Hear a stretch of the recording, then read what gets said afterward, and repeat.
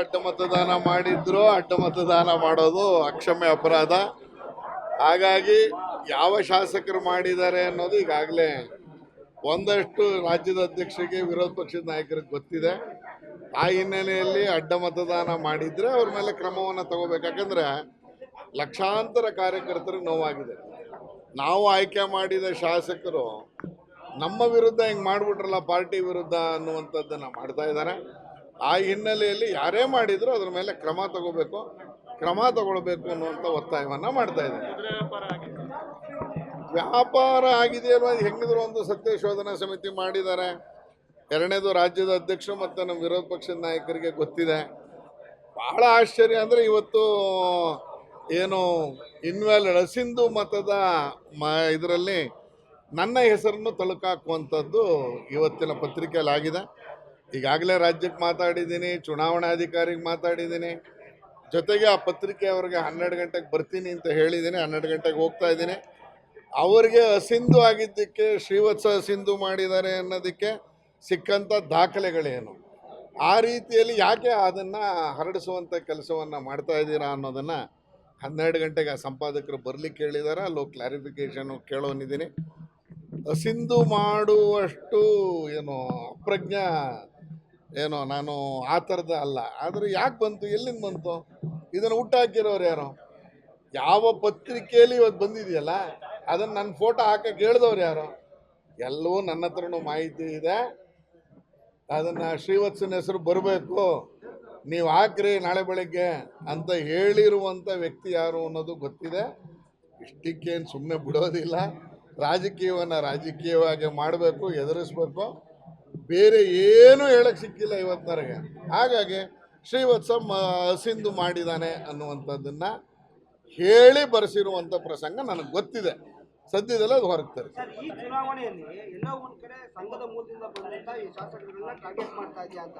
ಯಾಕಂದ್ರೆ ಸಕಲೇಶ್ಪುರದ ಸುರೇಶ್ ಅವ್ರ ವಿಚಾರ ಇರ್ಬೋದು ಅಥವಾ ನಿಮ್ಮ ವಿಚಾರ ಇರ್ಬೋದು, ಅವರು ಕ್ರಾಸ್ ಔಟ್ ಮಾಡಿದ್ದಾರೆ ಅಂತ ಹೇಳ್ತಾರೆ. ಈಗ ನಿಮ್ಮ ವಿಚಾರದಲ್ಲಿ ಹಸಿಂದು ಅಂತೇಳಿ ರೂಮರ್ ಹಬ್ಬಿಸ್ತಾರೆ, ಸಾಮಾಜಿಕ ಜಾಲದಲ್ಲಿ ಚರ್ಚೆ ಮಾಡ್ತಾರೆ. ಎಲ್ಲ ಒಂದ್ ಕಡೆ ಟಾರ್ಗೆಟ್ ಆಗ್ತಾ ಇದೆಯಾ ಅಂತೇಳಿ ಸರ್. ಅಲ್ಲ, ಟಾರ್ಗೆಟ್ ಅನ್ನೋದಕ್ಕಿಂತ ಇದರಲ್ಲಿ ಏನೋ ಒಂದು ಹಿನ್ನೆಲೆ ಇದೆ, ಷಡ್ಯಂತ್ರ ಇದೆ ಅಂತ ಕಾಣಿಸ್ತಾ ಇದೆ. ಆ ಹಿನ್ನೆಲೆಯಲ್ಲಿ ಹೇಳಿದ್ದೀನಿ.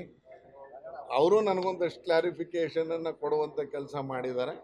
ಬಟ್ ಹೋಗ್ತಾ ಇದ್ದೀನಿ, ಎದುರುಗಡೆ ಕೂತ್ಕೊಂಡು ಅವ್ರ ಎದುರುಗಡೆ ಮಾತಾಡಿ ಹೇಗೆ ಬಂತು, ಒಂದೇ ಚುನಾವಣಾಧಿಕಾರಿ ಘೋಷಣೆ ಮಾಡಿದ್ದಾರೆ ಅಂತ ಬಂದಿದೆ. ಹಾಗಾಗಿ ಚುನಾವಣಾಧಿಕಾರಿಗಳೇ ಇದಕ್ಕೆ ನೇರ ಹೊಣೆ ಹಾಕ್ತಾರೆ. ಯಾಕೆಂದರೆ ಅವರೇ ನಾಮಿನೇಷನ್ ಸ್ವೀಕೃತಿ, ಅವರೇ ಕೌಂಟಿಂಗಲ್ಲಿರೋದು, ಅವರೇ ಬ್ಯಾಲೆಟ್ ಪೇಪರ್ ಇಶ್ಯೂ ಮಾಡಿರೋದು, ಅವರೇ ಘೋಷಣೆ ಮಾಡಿದ್ದಾರೆ ಅಂದರೆ ಚುನಾವಣಾಧಿಕಾರಿ ಮಾಡಿದಾರಾ? ಹಂಗಾರೆ ಚುನಾವಣಾಧಿಕಾರಿ ಇದಕ್ಕೆ ಹೊಣೆ ಅಲ್ವಾ ಅನ್ನುವಂಥ ಪ್ರಶ್ನೆ ಇದೆ. ಜೊತೆಗೆ ಈ ಪತ್ರಿಕೆಯಲ್ಲಿ ಬಂದಿರುವ ಹಿಂದೆ ಇರುವಂಥ ಷಡ್ಯಂತ್ರ ಏನು ಅಂತ ಈಗಾಗಲೇ ಗೊತ್ತಾಗಿದೆ. ನಾನು ಅದೇ ಹೇಳಿದ್ದು, ನಾಳೆ ಬೆಳಗ್ಗೆ ಅವರ ಫೋಟೋ ಸಮೇತ ಹಾಕಿ ಸರ್, ಆಮೇಲೆ ನೋಡ್ಕೊಳ್ಳೋಣ ಅನ್ನುವಂಥದ್ದು ಮಾತು ಬಂದಿದೆ ಅಂತಿದೆ. ಇನ್ನೊಂದು ಕೆಲವೇ ಗಂಟೆಗಳಲ್ಲಿ ಹೇಳ್ತೀನಿ.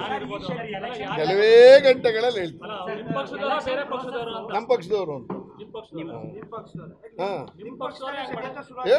ಹೇಳ್ತಾ ಇದ್ದೀನಲ್ಲ, ಇಷ್ಟು ಕ್ಲಾರಿಟಿ ಕೊಟ್ಟಿದ್ದೀನಿ. ನಾನು ಫೋಟೋ ಹಾಕು ಅಂತ ಹೇಳಿದ್ದಾನೆ, ಅದನ್ನು ಮಾಡಿಸಿದ್ದಾರೆ. ಅದನ್ನು ಇನ್ನೊಂದು ಗಂಟೆ ಕಾಲದಲ್ಲಿ ಗೊತ್ತಾಗುತ್ತೆ. ಯಾರ ಮುಂದೆ ಹೇಳಬೇಕು ಹೇಳಿದ್ದೀನಿ. ರಾಜ್ಯದ ವರಿಷ್ಠರಿಗೆ ಗೊತ್ತಿದೆ, ಡೆಲ್ಲಿ ವರಿಷ್ಠರಿಗೆ ಗೊತ್ತಿದೆ. ನನ್ನಿಂದ ಇದನ್ನು ಬರೆಸಿರೋರು ಯಾರು ಅನ್ನೋದು ನಾನು ಹೇಳಿದ್ದೀನಿ.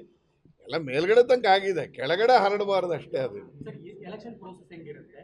ಇನ್ನೊಂದು ವೇಳೆ ಸಿಂಧು ಯಾರ್ದಾದ್ರೂ ಆಗಿದ್ರೆ, ನಿಮ್ದು ಅಂತಲ್ಲ ಯಾರ್ದಾದ್ರೂ ಆಗಿದ್ರೆ ಅದು ಆಚೆ ಬರ್ಲಿಕ್ಕೆ ಅವಕಾಶ ಸಾಧ್ಯನೇ ಇಲ್ಲ ಸರ್. ರಹಸ್ಯ ಮತದಾನ ಒಂದು. ಎರಡನೇದು, ಇದು ಇವತ್ತಿನ ಬೇರೆ ಮೀಡಿಯಾದಲ್ಲಿ ಹೇಳಿರುವ, ಅಂದರೆ ನಾವು ಯಾವುದನ್ನು ನಂಬಬೇಕು? ಇವತ್ತು ಬೇರೆ ಮೀಡಿಯಾದಲ್ಲಿ ಬರ್ತಾ ಇದೆ 4 ಟರ್ಮ್ MLA ಆಗಿರೋರ್ದು ಹಸಿಂದು ಆಗಿದೆ ಅಂತ. ಆದರೆ ಮೈಸೂರಿನ ಒಂದು ಪತ್ರಿಕೆ ಬರೆಯುತ್ತೆ, ಇಲ್ಲ ಮೈಸೂರಿನ ಶ್ರೀವತ್ಸ ಹಸಿಂದು ಆಗಿರುವುದನ್ನು ಚುನಾವಣಾಧಿಕಾರಿ ಘೋಷಣೆ ಮಾಡಿದ್ದಾರೆ ಅಂತ. ಎಲ್ಲಿ ಮಾಡಿದ್ದಾರೆ ಹಂಗಾರೆ ಚುನಾವಣಾಧಿಕಾರಿ ನಂದು ಹಸಿಂದು ಅಂತ? ಈಗ ಅಡ್ಡ ಮತದಾನ ಹೆಸರುಗಳು ಬಂದಿರೋರು ಆ ಕ್ಷೇತ್ರದಲ್ಲಿ ಓಡಾಡೋಕ್ಕಾಗಲ್ವಾ? ಹಸಿಂದು ಮಾಡಿದ್ದಾನೆ ಅಂತ ಅಷ್ಟಪ್ರಬುದ್ಧನ ನಾನು ಹಸಿಂದು ಮಾಡುವಷ್ಟು? ಅಲ್ಲಿ ಮುಂದೆ ಏನಾಗಿದೆ, ರಘು ಅನ್ನೋರ ಹೆಸರು ಮುಂದೆ ಪೆನ್ನಲ್ಲಿ ಬರೆದಿದ್ದಾರೆ ಅಂತ ಹಸಿಂದು ಆಗಿದೆ ಅಂತ ಹೇಳ್ತಾ ಇದ್ದಾರೆ.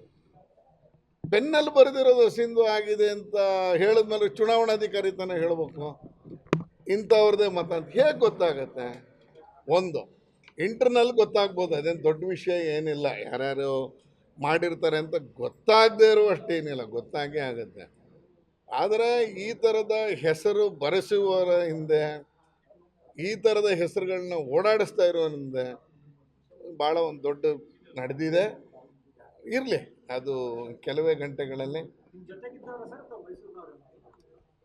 ಅಲ್ಲ, ಜೊತೆಗಿದ್ದವರೇನೆ ಅಂದರೆ ಒಟ್ಟು ರಾಜ್ಯದ ಒಟ್ಟು ವ್ಯವಸ್ಥೆ ಹಂಗೆ ನಡೆಸ್ಕೊಂಡಿದೆ ಅನ್ನೋವಂಥದ್ದು.